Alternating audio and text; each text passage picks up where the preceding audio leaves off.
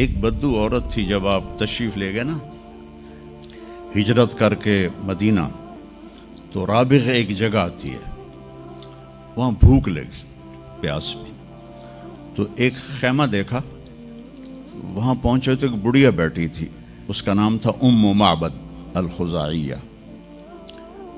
تو آپ نے سوال کیا، ماں جی ہم مسافر ہیں، کوئی کھانے کو ملے گا؟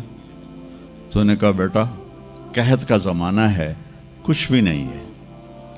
ایک بکری بیمار اور کمزور اور بن بیاہی کھڑی ہوئی تھی، تو آپ نے کہا اس بکری سے دودھ نکال لوں؟ تو اس نے ایسے بڑی حیرت سے دیکھا کہ یہ عرب ہو کہ ایسی بات کر رہا ہے کہ اس بکری سے دودھ نکال لوں؟ تو وہ کہنے لگی یہ تو بن بیاہی ہے، اس کا تو ویسے بھی اس کے جسم پر بوٹی نہیں ہے، اس سے ایک قطرہ بھی کوئی نہیں۔ کہا ماں جی آپ اجازت دیں؟ کہا لگا ٹھیک ہے۔ تو وہ آپ کو غور سے دیکھنے لگی، چونکہ انہونی بات ہو رہی تھی۔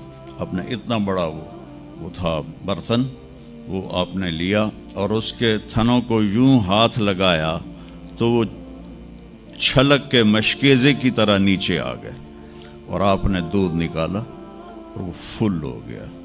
آپ نے حضرت ابوبکر کو پلایا، عامر بن فہیرہ کو پلایا، عبداللہ بن اریقت جو آپ کے رہبر تھے، آخر میں آپ نے خود پیا، پھر دوبارہ نیچے بیٹھے اس کے، اور پھر نکال کے پورا وہ جگ بھر کے رکھ کے دے آئے۔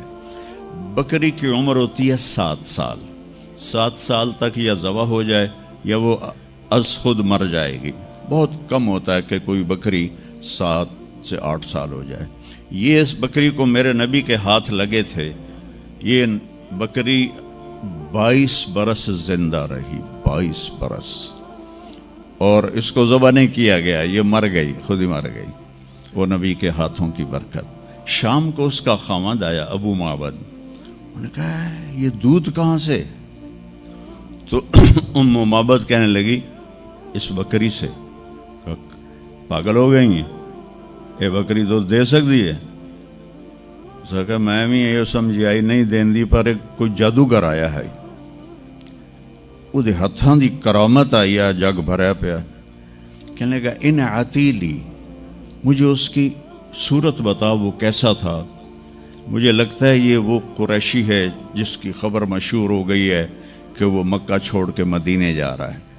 تو اب وہ بولی، ترجمہ بعد میں کروں گا، اب الفاظ کا ردم اور اس میں جو موسیقی ہے اس کو آپ تھوڑا محسوس کیجئے گا۔ رأیت رجلا ظاہر الوداء ابلج الوجه حسن الخلق لم تعبه ثجلہ لم تزری به سعلہ وسیم قسیم فی عینیہ دعج فی اشفارہ وطف فی صوتہ سحل فی لحیتہ کثافہ فی عنقہ سطع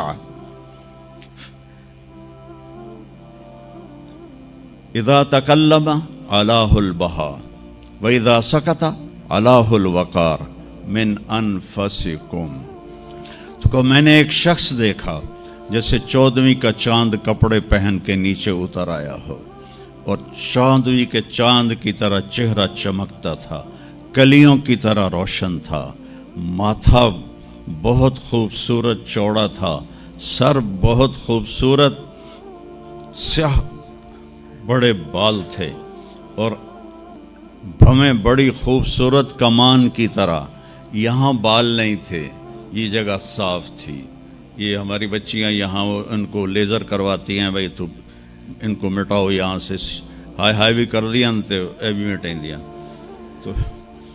تو میرے نبی خود ایسے آپ کی بھویں یہاں تک آ جاتی تھی، یہاں تک، اور آپ کی آنکھ موٹی تھی اور سیاہ تھی اور سرخ ڈورے تھے اور لمبی تھی، اور آپ کی بھویں قدرتی لمبی تھی، لمبی جیسے یہ بچیاں وہ مصنوعی نہیں لگا لیتی، وہ پتہ بھی لگ جاتا ہے مصنوعی ہے تو کی فائدہ ہویا، تو یا تو پتہ نہ لگنے دو، اور جب دور سے نظر آ جاتا ہے کہ کسی اٹھ دی لے کے آ گئی ہے،